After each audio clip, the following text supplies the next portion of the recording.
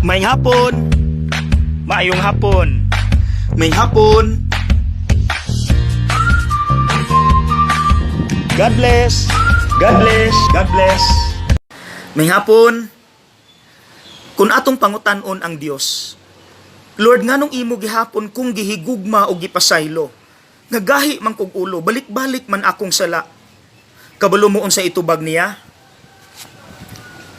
I love you because I love you.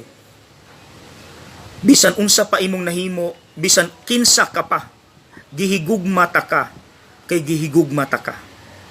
Mga igsuon, mauni ang gugma sa Dios. Mauni ang unconditional love, gugma nga walay kondisyon. Lisod kay nitog karon. Mo nang mga igsuon, mauni dapat ang atong ipakita.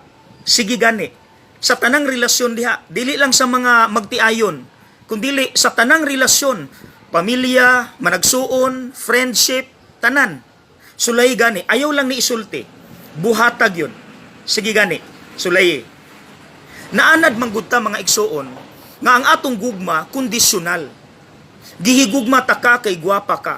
Gihigugma ta ka kay buutan ka. Now, what if mawala iyang kabuutan, mawala iyang kagwapog kagwapa, dili na nato higugmaon? Mao nang the best example ani ang atong ginikanan. Bisan unsa kagahi atong ulo, igo ratang yaw-yawan, pero lutuan gihapon ta.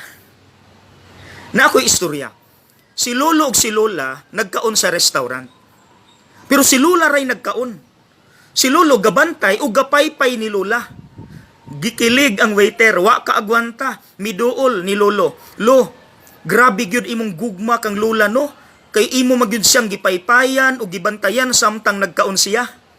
Ug mitubag si lolo, kinahanglan man gayud nga akong bantayan kini si lola nimo sa iyang pagkaon kay gigamit pa man niya akong pustiso. Mga igsoon, God bless.